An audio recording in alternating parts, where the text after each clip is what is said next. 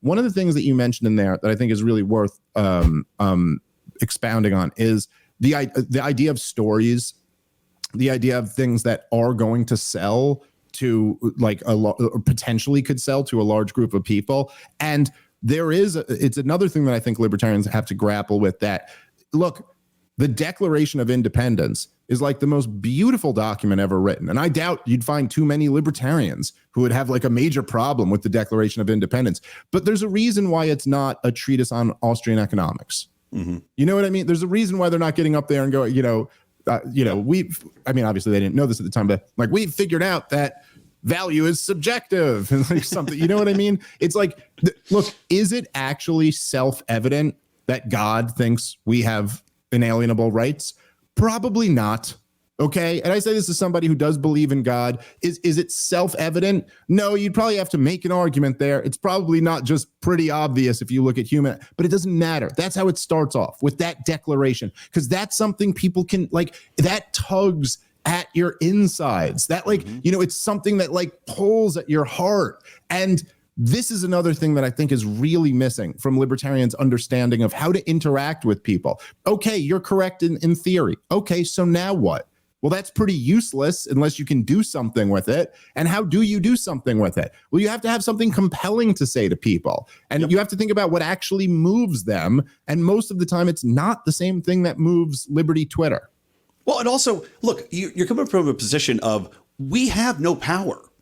Right. Let's all acknowledge that we have no power. The only power we have might be thanks to Angela McArdle getting Donald Trump to commit to freeing Ross Ulbricht and to putting a libertarian in his cabinet. That's the closest we've come to power ever. So, let's think about that. When you have no power, your power is in manipulation. Your power is in inspiration. Your power is in storytelling and putting a little seed in people that can grow. I mean, like you're saying, you have to make a philosophical jump. You have to make a belief jump to say, we're going to promise you this and we're going to deliver it. And you have to say it vociferously. You have to say it with conviction. And that's, again, like what the website reflects now, what our entire premise has to be is to convince people that regardless of what they might see, right, that behind the scenes, this is happening. This is the future. This is the way. The Democrats do this all the time. Look at what the Democrats promise, depending on and what they deliver. It's pure trash. And yet people double, triple down. They will vote for Democrat. They will never say the GOP. Same thing. We're going to return to the old days and you're going to have a wife in the kitchen and a one car. And you're not going to, bullshit. None of that's going to happen. You're still going to have guineas on your block. It's just going to happen. None of this. It's all bullshit promises, but they put it in a way that is inspirational. And libertarian philosophy does not, nothing about our philosophy is promissory. Nothing about it is, if you think about it, inspirational. Like I was saying before, it's all very cut and dry. It's all tear it down, and people can't handle the shock mentally of that. This is another problem with not to keep ragging on Hornberger, but I used to be, and you actually convinced me to be an anarchist, but there's believing in anarchy and saying we need to be anarchist, and then there's vocalizing, hey, if we take power, we are going to instantaneously tear everything down you've ever known. Fucking retarded. No one is going to believe it. Libertarians don't even want that. I don't want that. I'm sorry. Yeah. I don't want my society to collapse on me, instantly tomorrow. We all talk about mashing the button, but it's not a good idea to mash the button. And the button's imaginary anyway. It's all made up. The button doesn't exist. Exactly. So it's like you have to have this idea, but then also on a secondary level, we have to promise people a better future. But I do think there's something also to the concept of, look, what does happen if society collapses? Because all these different parties, they don't promise that, they're just saying, look, things are going to go on forever. We keep spending money. We change this and that, but the American empire is going to continue. I think there's something to be said for the Libertarian Party taking the tact of this shit is not going to last. It's going to collapse, and we're trying to set you up to succeed when it fails. You ask me who's going to build the roads? Guess what? You're going to have to figure that out once society collapses, once the empire is completely in ruins, which is infinitely possible. And here, we're going to give you the tools to succeed on your own. We're going to teach you how to do this. We're going to teach you how to govern. We're going to teach you how to think. We're going to give you the opportunity to have guns and grow your own fucking food and raise your children where you don't have to depend on the government for these things because it may not be there. Yeah, it's been interesting. I'm sure you've switching gears a little bit here, but we kind of talked about like how much has changed in the last few years. Obviously, we mentioned Mark Claire before, but he's certainly not the only one. There's been a lot of people who have come into the movement, who have left the movement. I mean, certainly, like I know a lot of people who found me during COVID and then kind of like came into the libertarian world through that, because libertarians were good. Or at least the good ones were. Not from the party platform perspective. No, not necessarily. But that was yes. The old guard was not good on it. But what do you make of, say, like the people? And I'm not even saying this describes Mark necessarily, but the people who have kind of moved to the hard right from who were in our world before that. I think, like you were saying before, I think that there's two ways that COVID can break people's brains, and one of them is to force people to the hard right. During COVID, the Libertarian Party was not strong on it. I mean, they weren't. People like us were, but we don't have power. It's going back to my point about power. These people, I think, went harder to the right because during COVID they had a crisis where they didn't have a job. They're having their livelihood taken away, and they feel completely powerless to change it. And they go, okay, the Libertarian Party is not going to do anything to help me right now.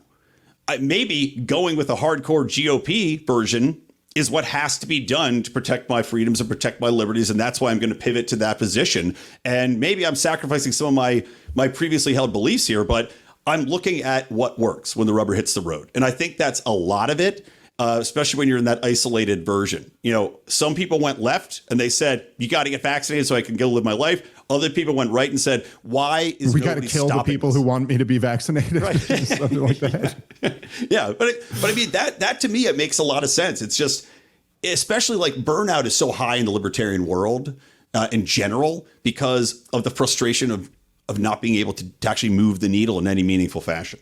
Yeah. No, I would. I mean, that is a struggle of the hard right. Also, it's not as if they're moving the needle much more. But yeah, I get your point. It's been interesting to kind of watch. I also do think there's something, if we're talking about the idea of something that could really catch fire, that could win a lot of people over, that has a potential to be a big movement. I do think there's something on.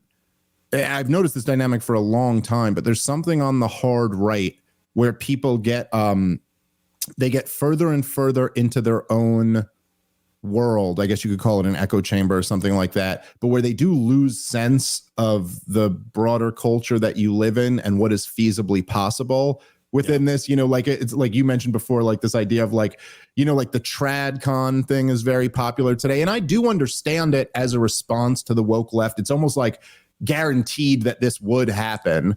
By the way, who's leading that? Is it women or men? I don't know. I mean, honestly, the feminists, they've ruined everything for themselves. I can't. Yeah, even the TradCons are women. Yeah, they're all women. Good. Right? They're all the TradCon influence I see are all women. It's not men. There is something about like hardcore TradCon women where they'll be saying something to you, and even if it's like a good point, you're like, okay, good point. Could we take this point to the kitchen? Right. What are we doing? What are we doing out here with points? This is kind of the man's world. But I remember I remember talking to Christopher Cantwell in, I think it was 2017. Yes, it was 2017 because it was Tiki Torch Cantwell. No, I think it was post. I think it was immediately after, like 2 weeks after or something like that. And I remember talking to him. It might have been a few weeks before. I'm not sure, but it was right around that time. Like he had left. He was not a libertarian anymore. But I remember he said to me at one point, and like I was just kind of like starting to build my career for myself. I think I'd done Rogan for the first time, and I'd done like some other big shows, but I didn't have nearly as many, like the following that I have now.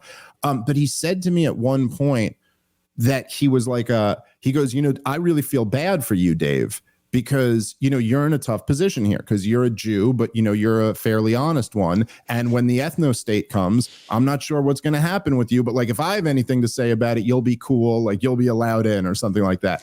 And I remember saying to him, and I said a tempered version of this, but I was like, are you out of your fucking mind? Like, what world are you living? You think you're about to achieve your ethno state? Yeah. And I think I said, like, Chris, the way I can see it, I'm setting up a pretty nice career for myself, and you are certainly going to end up dead or in jail. Like that seems to be more. But he genuinely believed when he was saying it to me that it's like, nah, dude, this is about to kick off and you're going to be in a weird situation. And I do think, while perhaps not that blatant, I do find a lot of this on the hard right, where there is almost this, they've bought so much into their own little world that they don't recognize how much, dude, none of this will ever play with like broadly with Americans. It's just not going to happen. Like, what do you think? You think we're going to live in a Catholic theocracy?